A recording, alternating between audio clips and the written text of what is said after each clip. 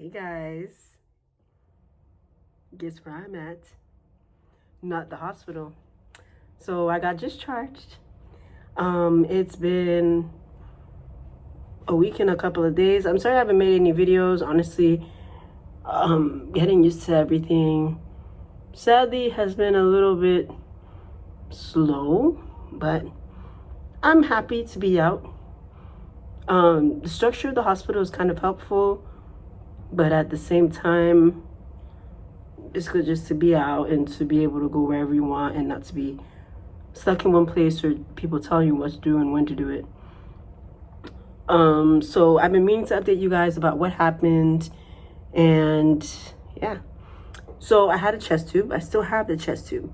So my chest tube was stable for about 7 weeks in total or so, because in Miami they put a valve in, like I said, and the leak just stopped. They kept watching it for like 2 weeks or so, I think, and they stopped. And why did I need a chest tube in the first place? I'm just gonna repeat it because I don't remember if I said it last time. I needed a chest tube because my right lung was collapsed, because this lung is just really weak. Like it's just really weak, and the tissue, some parts of the lung, the tissue is really thin, just from years of being sick. And so, the tissue would probably open and then air would come out, and we don't want that to happen. We want the air to stay in the lungs. So the chest tube is put in so that the lung has time to heal. I'm sorry if I explained that before, but I just wanted to make sure I explain it again for people who don't understand or have never had a chest tube or don't know what that is. I just want to make sure that you understand what I was saying. Okay, I don't want this to be a long video, so I'm going to try to hurry up because there's a lot of stuff I want to talk about. So the valve worked. So the doctors came in, and a random morning they were like, okay, we're going to see if we can get you home. I was like, I thought I was going to be here until transplant. And it had already been 2 weeks that I was on the list waiting, no calls or anything like that, and or no dry runs. And the doctor was just like, would you like to go home? I was like, well, yeah, of course, everybody wants to go home, right? And he was like, okay, we're gonna try something. We're gonna try the valve, and you should be fine. We're gonna put the valve in today. I was like, today? I think it's like a big procedure. It is not a big procedure. They just take the chest tube, the atrium off. The atrium is the big box that I showed you in the other video. They just take the atrium tube off, and they just put another valve in, and I can show you. It looks like this, and air can come out, and if your lung has a leak, it will make a sound, and you will know. Obviously, you won't feel good. Your lung collapsing is very painful. You're very short of breath. You feel basically like you're dying. Like, you cannot breathe. You cannot catch your breath. It's very painful, very uncomfortable. You know something is wrong. Like, I knew something was wrong. So if that happens, I would know. But God's grace, we pray that it doesn't happen. So yeah, no leak. They're like, all right, we're gonna send you home. We're gonna send you home tomorrow. Get your stuff ready. We're gonna send your prescriptions to the pharmacy. I was just like, that was easy. That was easy. Okay. So how did this happen? I had been doing, I was pretty active in the hospital. I wasn't really just sitting around in my hospital bed. I mean, why would you? It's boring. I didn't really watch TV, like, at all. Like, really, barely. What did we do? We just went through the day, and any extra time that I had, if I wasn't too tired or like taking a nap, we were walking. Walking is a big thing at Duke, and they want to see you walking. So I just started tracking my walks. Another patient had actually given me a Fitbit that she wasn't using. She was so nice. So I just went ahead and I cleaned it up, sanitized it, made sure it was, ready to go, bacteria free.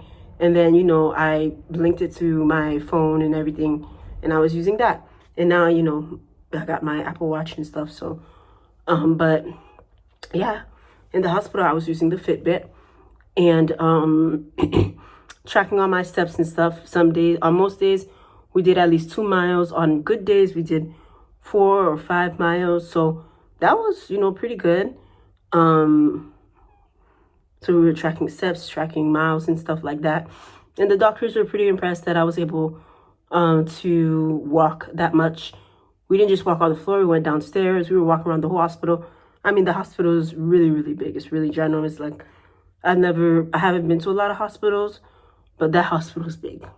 Like, there were times we were walking for like 2 hours and that made nothing. Like, we did not get to see every part of the hospital. But of course I had my face mask on and everything. But yeah, we were doing that. We were walking. I was using my chest vest, my smart vest, which is, do I have it? I don't have it here. I have it in, I think I left it in my bedroom. But, oh yeah, that's just my boot bag back there. Yeah, chest vest. I guess I'll show you that another day. And percussion. So basically, someone would come and clap on your chest. And I like to have my percussion very hard. Like, the therapist kept coming to my room every day. You have like, most days you had a different therapist. And they'd be like, okay, let's do chest. And I'd just be like, can you do it harder? They like on my back or whatever, front or whatever. They'd be like, you want it harder? Do it harder. Do it as hard as you can. And they just be like, I think I hit you more hard. I think I hit you harder than I've ever hit a patient. And I'm just like, I'm just so used to it because my husband is pretty strong. My therapist in Miami, they're strong. I even had a female therapist and this lady was strong. Like, there was times I had to tell her, hey, you're hitting me too hard. So I'm used to people doing therapy really hard. So they were surprised by that. And so these are all things like walking, being able to take the chest vest. I took the smart vest like twice in the hospital. They were like, can you tolerate it? I was like, yeah. And also, somebody hitting you really hard, on the right lung in the back, and then nothing happening goes to show that, okay, for right now, the leak is stable. We're going to leave the chest tube in just in case something happens. But for right now, it seems to be stable. So you can go home. And I was both surprised. I was surprised and nervous because I was just like, my phobia, the only thing was like, oh my God, if they call me and I missed the call because of something, there's nobody to back me up. Because at least if they call me, they're going to call my mom and then they're going to call the hospital. So I'm just like, oh my God, now my phone I was already paying really close attention to my phone. But now I'm just like always looking at my phone.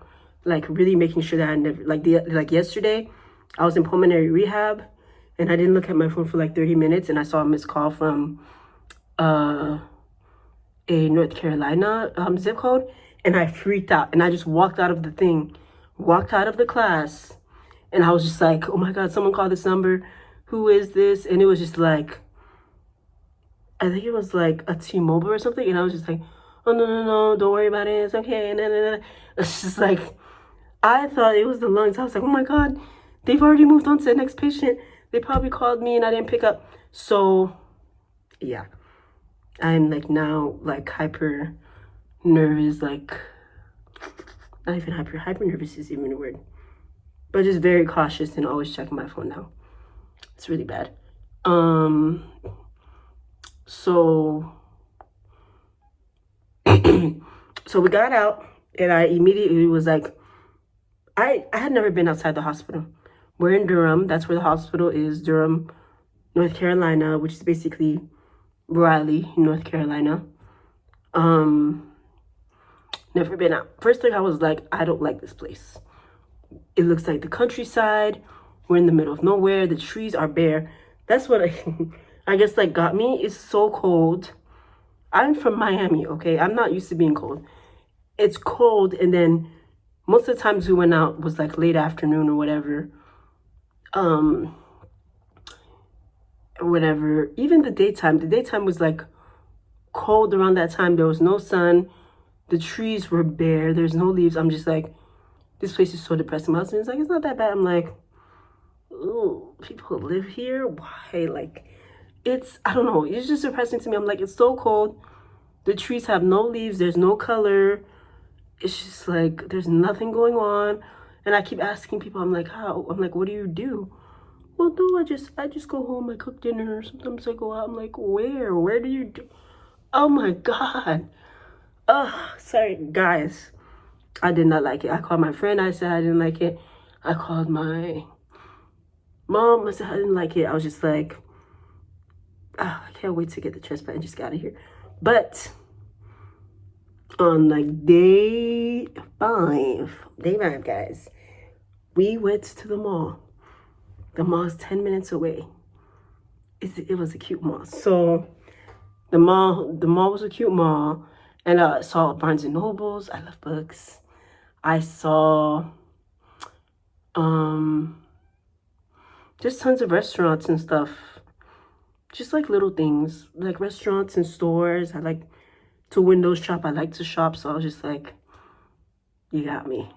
I don't have a problem with you anymore. So yeah.